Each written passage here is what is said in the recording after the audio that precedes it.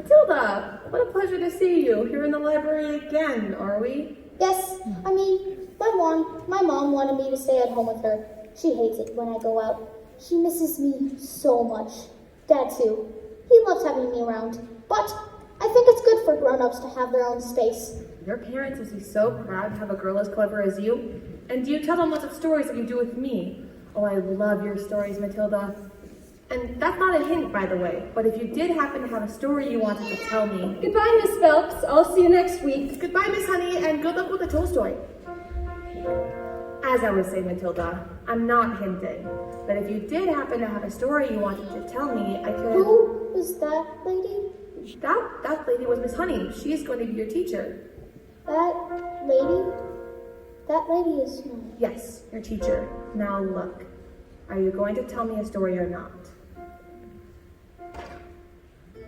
Once upon a time, the two greatest circus performers in the world, an escapologist who could escape from any law that was ever invented, and an acrobat who was so skilled, it seemed as if she could actually fly, fell in love, and got married.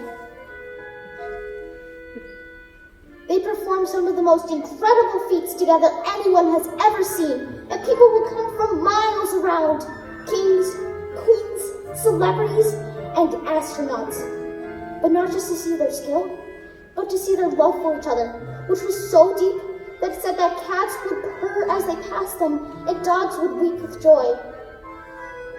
They moved into a beautiful old house on the edge of town, and in the evenings, they would walk and take the air.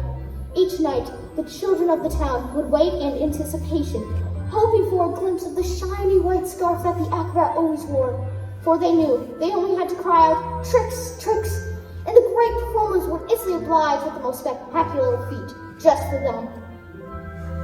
But, although they loved each other, although they were famous and everyone loved them,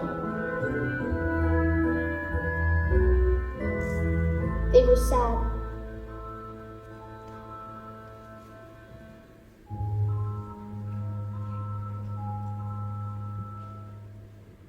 We have everything.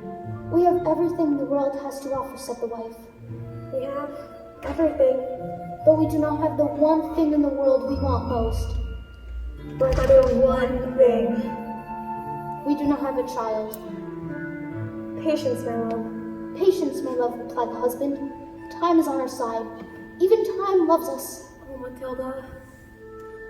But time is the one thing no one is master of. And as time passed, they grew quite old, and still they had no child. They listened to the silence of their big empty house and imagined how wonderful it would be if it was filled with the sounds of a child playing. Matilda, this is very sad. Do you want me to stop? Don't you dare. Their sadness overwhelmed them and drew them to ever more dangerous feats, as their work became the only place they could escape the inescapable tragedy of their lives. And so it was decided to perform the most dangerous feat that had ever been performed.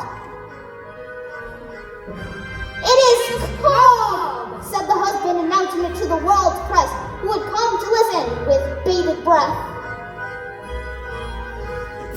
The burning woman hurling through the air with dynamite in her hair over sharp and spiky objects, caught by the man locked in the cage, and it is the most dangerous feat ever known to man!